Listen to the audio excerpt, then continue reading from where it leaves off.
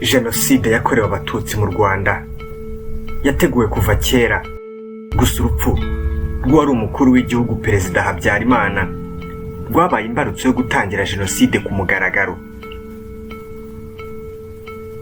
Aha ngiye kukubwira amwe mu matariki yabayeho ubwicanyi bukomeye cyane muri Jenoside yakorewe Abatutsi mu Rwanda muri Mata umwaka w'1994.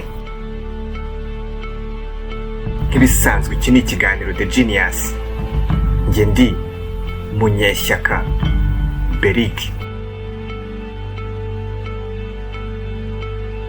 Tariki 6 Mata umwaka w'1994, saa 2:25 za nimugoroba, indege yari itwaye abakuru b'ibihugu babiri aribo Perezida Juvenal Habyarimana w'u Rwanda na Cyprien Ntaryamira w'u Burundi yarasiwe i Kanombe mu mujyi wa Kigali ubwo bari bavuye mu nama Arusha muri Tanzania. Mu masaha make gusa nibwo umutwe w'abasirikare barindaga Habyarimana, abajandarume n'interahamwe ndetse n'abasirikare ba guverinoma batangiye gushyiraho bariyeri muri Kigali. Tariki 7 Mata umwaka w'1994, Minisitiri w'Intebe Agatha Uwiringiyimana, Perezida w'Urukiko rurinda itegeko nshinga Joseph Kavaruganda, aba bose barishwe.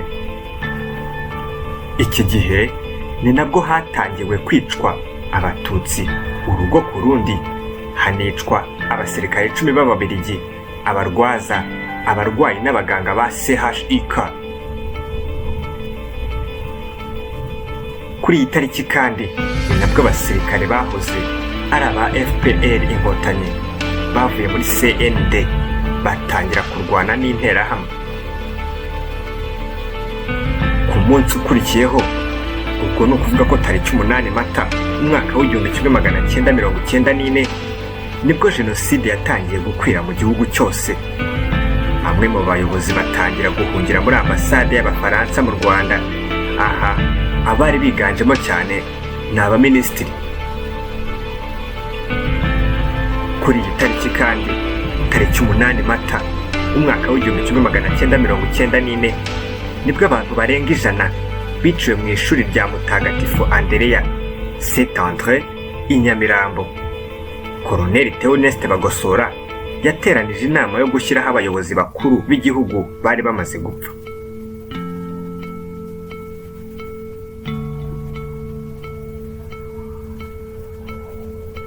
Tariki 9 Mata umwaka w'1994, Theodore Sindikubwabo yabaye perezida w'igihugu w'agateganyo.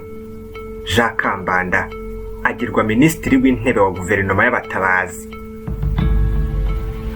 Icyo gihe kandi nibwo Operation Amarise y'Abafaransa yageze mu Rwanda izanye n'iy'Ababiligi yitwaga Operation Silverback. Nanone kandi iki gihe nibwo umuryango wa Habyarimana wajyanywe i Bangui muri Repubulika ya Centrafrique, bahavanwa bajya mu Bufaransa.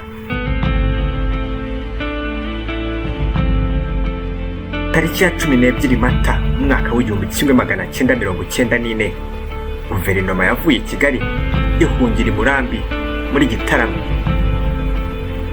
Tariki 13 Mata umwaka w'1994, ingabo z'Ababiligi zafashe icyemezo cyo kuva mu Rwanda zita impunzi z'Abatutsi zari zabahungiyeho mu cyahoze ari Eto Kicukiro. Interahamwe n'abasirikare bahita batangira kubiraramo. Abasigaye babazamura Nyanza ya Kicukiro, ari naho babiciye. Tariki ya 14 Mata, iki gihe Jenoside yakorewe mu bitaro bya Kibeho ku Gikongoro. Tariki ya 15 Mata umwaka w'1994, hakozwe ubwicanyi i Nyarubuye muri Kibungo no muri paruwasi ya Mubunga ku Kibuye. Tariki ya 16 Mata umwaka w'1994, habaye ubwicanyi bukomeye cyane kuri paruwasi ya Mugonero ku Kibuye. y'iminsi ibiri, ubwo ni ukuvuga ko tariki ya 18 Mata umwaka w'1994 hishwe abatutsi bari bahungiye muri stade Gatwaro ku Kibuye.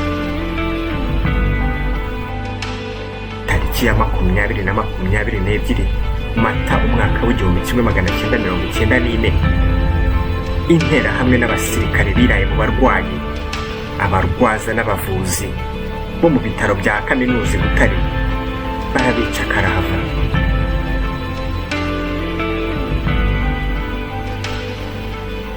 Mbere yaho gato, tariki 21 Mata umwaka w'1994 ingabo z'umuryango w'abibumbye mu Rwanda MINUAR zaragabanyijwe ziva ku 5,500 zigera kuri 270.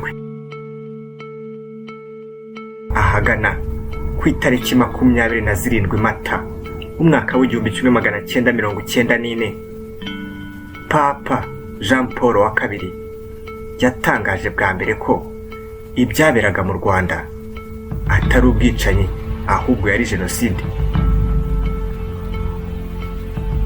Tariki 28 Mata umwaka w'1994 Amerika nayo yemeye ko ibyaberaga mu Rwanda byari jenoside, bisobanurwa n'umuvugizi wayo icyo gihe witwaga Christine Shelley.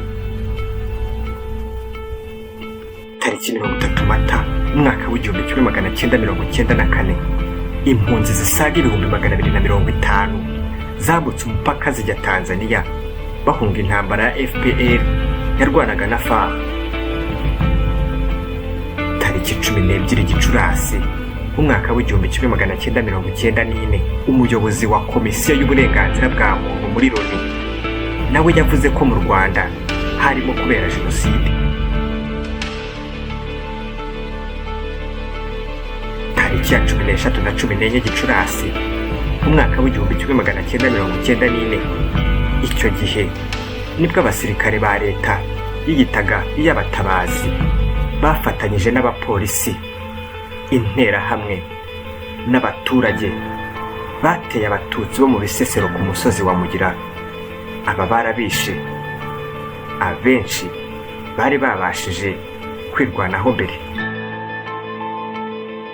Gicurasi 22 umwaka w'1994 ingabo zari za FPR inkotanyi zafashe ikibuga cy'indege mpuzamahanga cya Kanombe.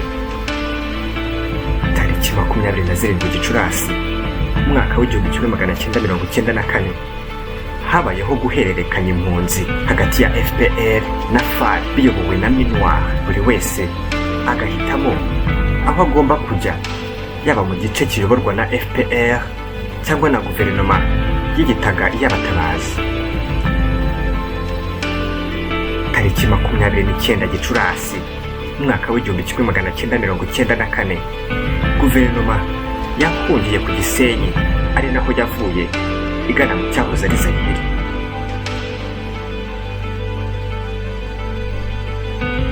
Tariki 2 Kamena umwaka w'1994 ubwo ni ukuvuga ko twinjiye mu kundi kwezi, Gitarama na Kabgayi byagiye mu maboko ya FPR inkotanyi.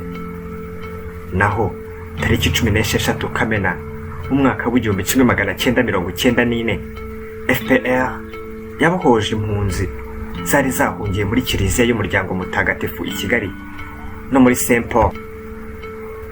Tariki 22 Kamena umwaka w'1994 akanama gashinzwe umutekano ku isi kemereye ingabo z'Ubufaransa kuza muri Operation Turquoise.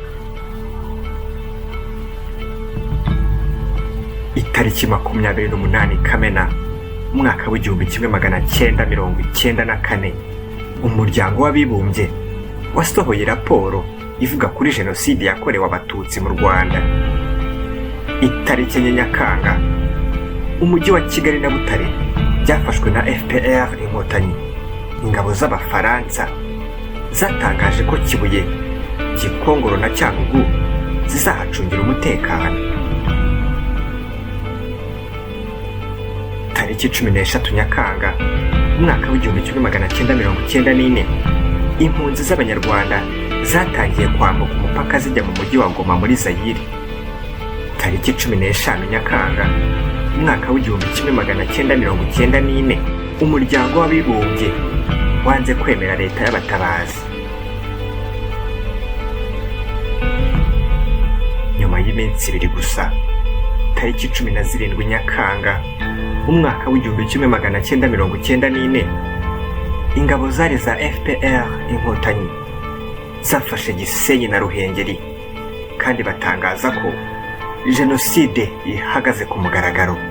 Tariki 19 Nyakanga umwaka w'1994 hagiyeho leta y'ubumwe bw'abanyarwanda, Pasiteri Bizimungu, abaperezida General Major Paul Kagame, aba visi perezida icyo gihe Faustin Twagiramungu, abaminisitiri w'intebe.